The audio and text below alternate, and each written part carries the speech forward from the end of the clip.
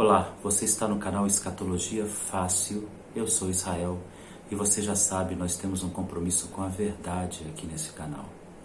Seja bem-vindo. Ele foi criado no ano de 1223 pelo Francisco de Assis na cidade de Greccio, na Itália. O propósito? Ensinar de maneira lúdica a história do nascimento de Jesus. Nele foram colocados peças que montavam uma espécie de teatro de bonecos, onde se podia ver a história do nascimento de Jesus, ou pelo menos o dia do nascimento de Jesus. A tradição transformou esse objeto em um objeto comum na casa de muitos cristãos, e ao longo da história ele foi ganhando novos personagens e foram sendo agregados a eles novas histórias e novos acréscimos ao longo da história. Eu me refiro ao presépio, a maneira mais lúdica e pura de se contar uma história. Mas o que há de errado nessa história? Será que chegou até nós a história verdadeira? Será que o presépio ocultou alguma verdade ou revelou alguma verdade que não existe? Será que o presépio é de tudo confiável? Muitos cristãos não conhecem de fato a história do nascimento de Cristo, porque o presépio, uma tradição que se estabeleceu na igreja ao longo dos séculos, deixa na mente das pessoas aquela imagem que não aconteceu de fato segundo as Escrituras. Vamos aprender sobre ele? Me acompanhe então.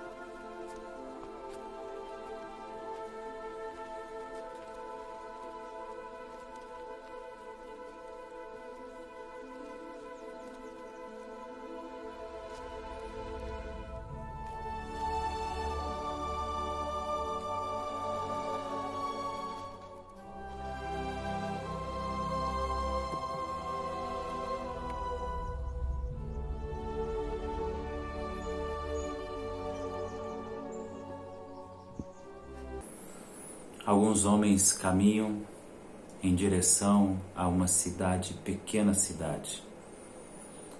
Chegando nessa pequena cidade, eles abordam uma casa, uma residência, simples no meio de uma multidão.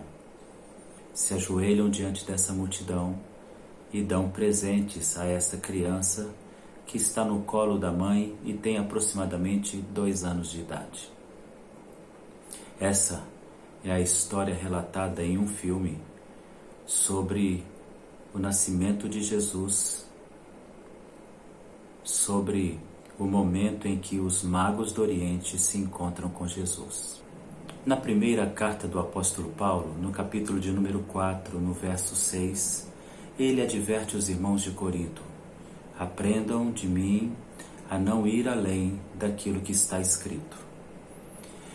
O conselho do apóstolo Paulo não é uma sugestão de que as pessoas não investiguem a verdade ou que se firmem apenas no ensinamento do apóstolo Paulo, mas a ideia é que você não ultrapasse o que está escrito para que não seja gerado uma heresia ou um entendimento equivocado que contraria a verdade. O que tem a ver essa história errada sobre o nascimento de Jesus em relação ao futuro, em relação à salvação? A palavra do apóstolo Paulo também diz que nós devemos combater os sofismas. O que é um sofisma? O sofisma é alguma coisa que traz uma aparência de verdade e que tem o bojo uma mentira. É algo que está velado e é algo que está escondido de maneira tão sutil que, quando dito, todos acreditamos ser uma verdade. Ninguém questiona. Há um porquê do sofisma ser tão forte na sua argumentação. Ela nasce de uma premissa maior, que possui uma premissa menor e logo tem uma conclusão. Ela é um ensinamento, um princípio filosófico que segue um caminho lógico. Premissa maior, premissa menor e conclusão. A grande questão é que na sua premissa maior, ela se torna um sofisma quando ela não é uma verdade absoluta. Uma premissa é uma argumentação verdadeira. Então a premissa maior é uma argumentação ampla, universal, uma verdade inquestionável. Se tira dentro dessa verdade uma verdade menor e toma-se então uma conclusão verdadeira. No caso do sofisma, a premissa maior, ela está incompleta e ela é uma quase verdade por não ser uma verdade universal. No caso de Jesus, tudo o que se diz sobre ele deve ser dito de forma plenamente verdadeira. E quando se oculta alguma dessas verdades, nós estamos levando o texto para uma mentira com cara de verdade. O perigo de aprender sobre o nascimento de Jesus erradamente é continuar esse processo do aprendizado e continuar errando ao longo da história da vida do Cristo. Você se lembra? A igreja de Apocalipse é uma igreja que vai encontrar o Cristo no dia do juízo final, vivendo a apostasia. A apostasia é o abandono da fé primitiva, da fé primeira, da fé original. Logo, qualquer detalhe que seja um sofisma será um grande risco para a igreja, porque ela corre então o risco de cair em uma mentira e viver debaixo dessa mentira. Vamos então aprender um pouquinho sobre a verdadeira história do nascimento de Jesus, para que o seu Natal seja corrigido. E você que é um cristão autêntico e sincero, você então vai fazer na sua casa a comemoração de maneira sincera. Você já observou que no dia 25 de dezembro, onde tradicionalmente se diz que é o nascimento de Jesus, nascimento de Jesus às vezes é lembrado apenas no presépio ou apenas no nome Natal, e que foram agregados a esse dia de lembrança do nascimento de Jesus todos os propósitos menos lembrar-se do nascimento de Jesus.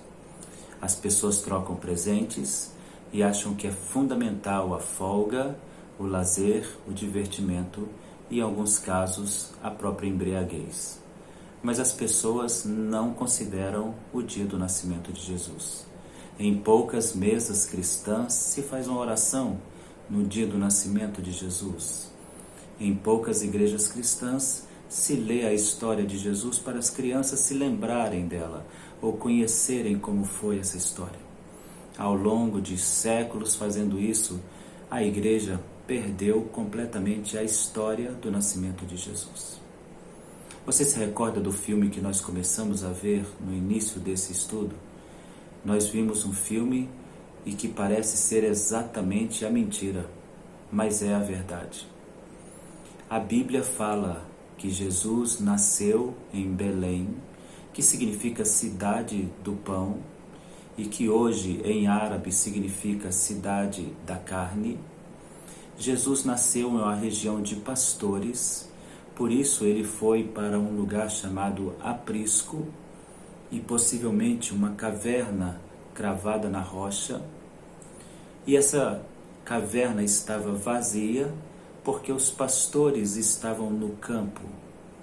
Jesus, Maria e José não puderam estar em uma hospedaria, que em hebraico é caravansará. Uma hospedaria ficava no meio do caminho dos muitos viajantes que se dirigiam a Israel.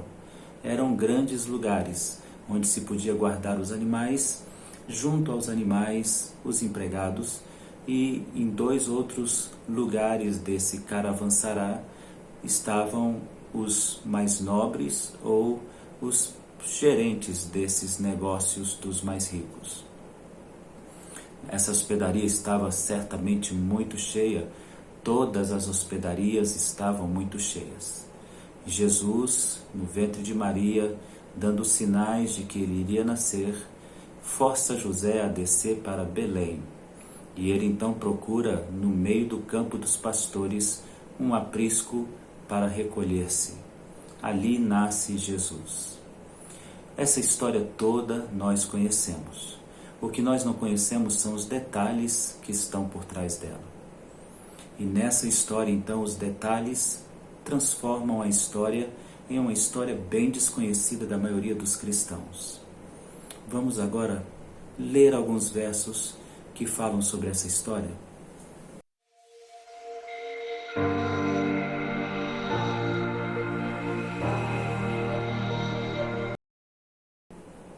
Nós iremos usar a seguinte dinâmica: perguntas e respostas. A primeira pergunta a ser respondida: quem viu Jesus nessa primeira hora ou primeiros instantes do seu nascimento? No presépio, há animais ao lado de Jesus. Ele está também sendo visto por alguns homens pastores e alguns reis magos. Mas quem viu Jesus de verdade? Quem assistiu ao nascimento de Jesus de verdade? Vamos ler? A história do nascimento de Jesus é relatada nos livros que nós chamamos Evangelhos Sinóticos, que são chamados assim porque se parecem entre si: Marcos, Mateus e Lucas. Lucas nos apresenta detalhes mais profundos sobre certos pontos, porque o Evangelho de Lucas foi um registro de investigação, diferentemente de Mateus e Marcos, que são registro testemunhal e pessoal dos apóstolos Pedro e do apóstolo Mateus. Lucas, por fazer uma investigação, ele traz outras informações de pessoas que viram ou ouviram a história. Então, ele relata detalhes diferentes, mais ricos, mais aprofundados. No caso do nascimento de Jesus, nós vamos encontrar a história no Evangelho segundo Lucas e segundo Mateus, ambos no capítulo 2. Vamos ler primeiro Lucas capítulo 2, a partir do verso 8, e a história vai nos dizer quem viu Jesus quando nascido. Havia naquela mesma região pastores que viviam nos campos e guardavam seu rebanho durante a vigília da noite.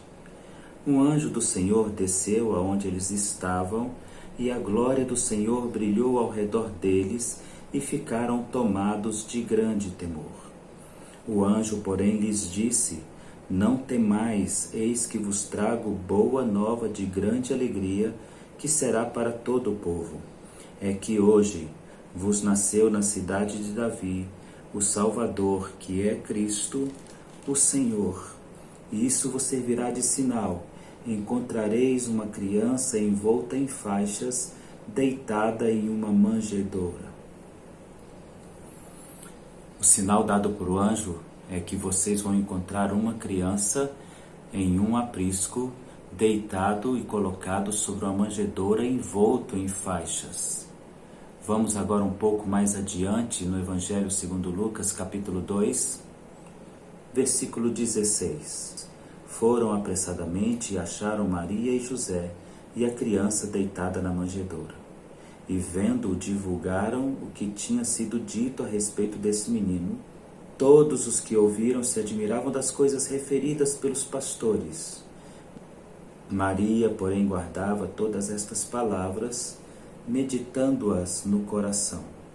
Voltaram então os pastores, glorificando e louvando a Deus por tudo que haviam ouvido e visto, e como fora anunciado.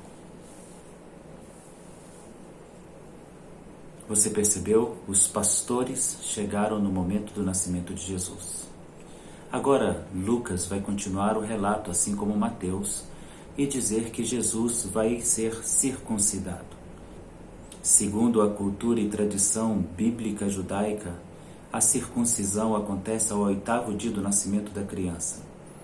Isso significa que, nascido Jesus ao 8º dia, nós ainda não vemos a presença dos magos do Oriente. Vamos ler o Evangelho de Lucas, no capítulo 2, no verso de número 21. Completados 8 dias para ser circuncidado, o menino, deram-lhe o nome de Jesus, como lhe chamara o anjo antes de ser concebido. Na tradição bíblica judaica, ao 8º dia a criança recebe o nome dos pais e é circuncidada segundo a lei de Moisés. 8 dias se passaram, Jesus ainda não recebeu a visita dos magos.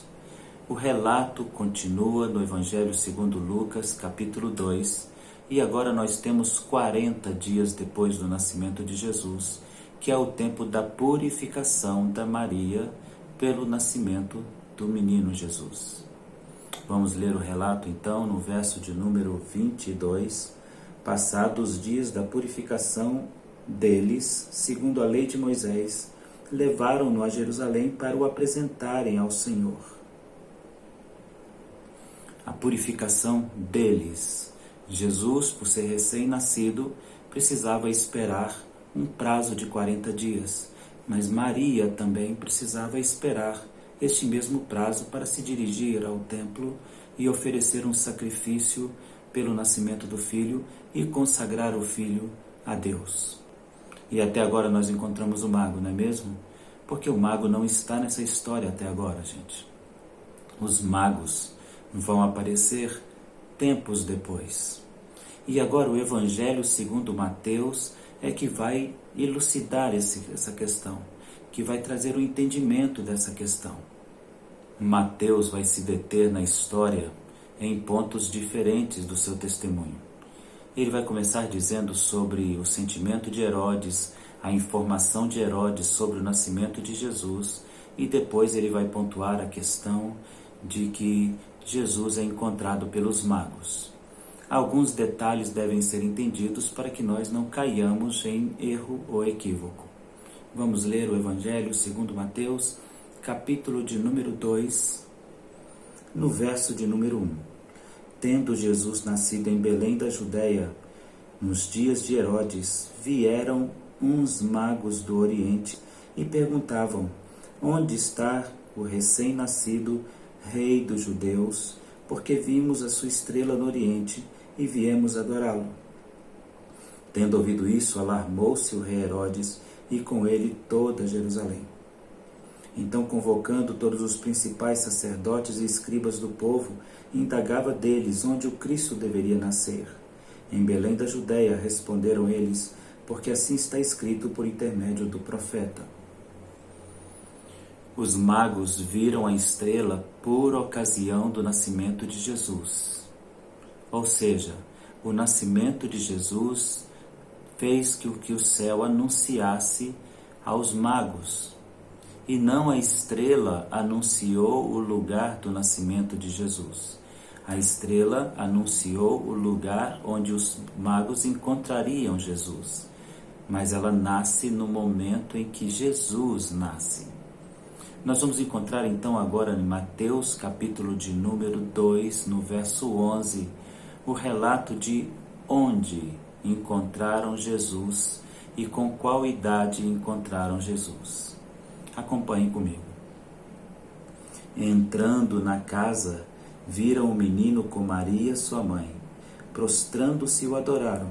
Abrindo seus tesouros, entregaram-lhe ofertas, ouro, incenso e mirra.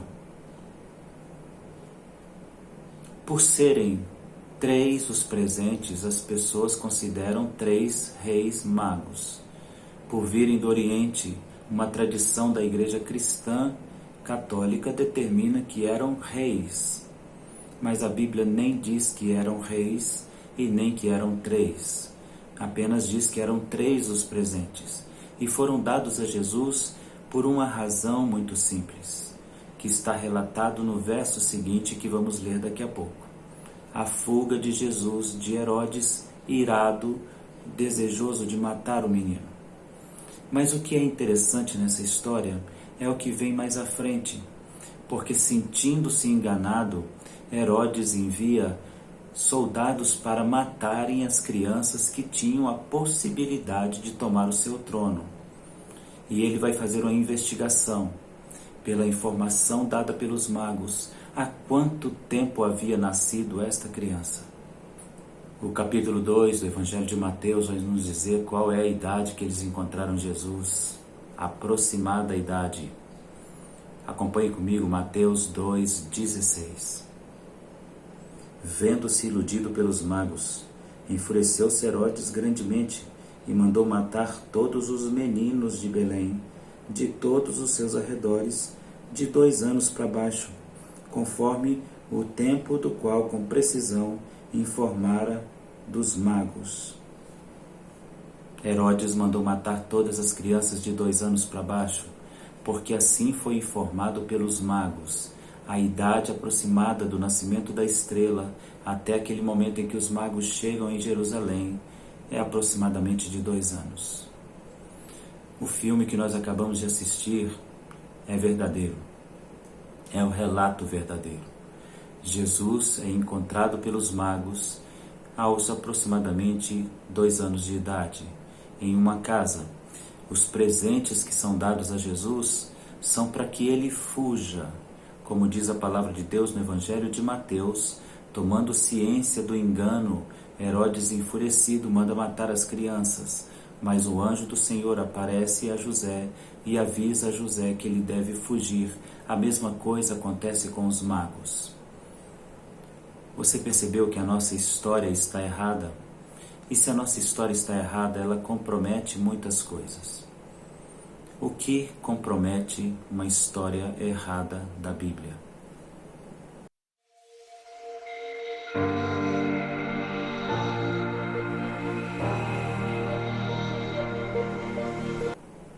Compromete primeiro em desobediência à palavra de Deus, que diz que nós não devemos acrescentar e nem retirar coisa alguma das Escrituras. Se acrescentarmos alguma coisa, nos será acrescentado as pragas do livro, e se não for tirado alguma coisa, nos será tirado do nosso galardão. Em segundo lugar, implica em construir uma história sobre a mentira, e isso significaria colocar em risco a nossa própria história e fé. Contar uma história que não é verdadeira é colocar em comprometimento o próprio Evangelho. Terceira questão é que, criados sobre uma ideia equivocada, nós estabelecemos rotinas equivocadas. A nossa Páscoa não é mais Páscoa, porque mudaram a Páscoa para um comportamento puramente financeiro e econômico, capitalista e consumista. O Natal já não é mais Natal. Isso compromete a história e a nossa aplicação à verdade bíblica. Construir a nossa história em cima de uma inverdade é possibilitar que a igreja viva sofismas e crie a apostasia sem ao menos sentir o que está acontecendo. Eu diria para você, há outros erros nessa história que a tradição trouxe, como o 25 de dezembro, que pode ser qualquer data, menos a data do nascimento de Jesus, o Cristo. A Bíblia diz que os pastores estavam no campo, e se eles estavam no campo, nós estamos falando de 9 meses em que Israel tem uma temperatura quente, não agradável. Logo, o aprisco estava vazio entre março e novembro. Jesus nasceu mais ou menos nesse momento, nesse tempo. Mas por que colocamos o nascimento de Jesus com 25 de dezembro? A tradição da igreja trouxe e resgatou a data do nascimento de alguém muito importante, que não tem nenhuma relevância para o cristianismo. Nimrod. Nimrod é um personagem que é considerado um semideus. A cultura pagã está dentro da cultura cristã. Nimrod é um personagem que existiu de fato e foi um grande líder político. E foi aquele que induziu o povo à construção de Babel. Trouxe confusão, é o que significa Babel. Logo, mais uma vez, ele está na história do cristianismo trazendo novas confusões. Eu espero que você entenda o que você está fazendo.